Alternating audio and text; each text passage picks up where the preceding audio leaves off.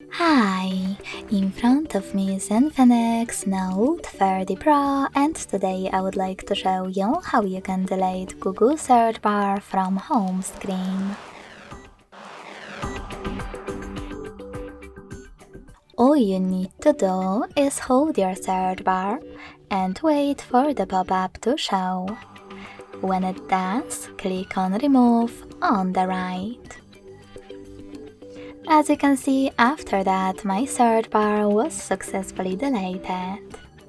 If you wish to restore it, hold your device's display.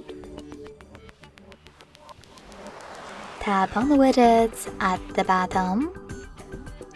Then look for Google app and click on it. Lastly, you need to select search bar and hit Add to the scope at the bottom. Then tap on Home button. Thanks so much for watching. If you enjoyed this video, don't forget to leave a like, comment and subscribe. Bye!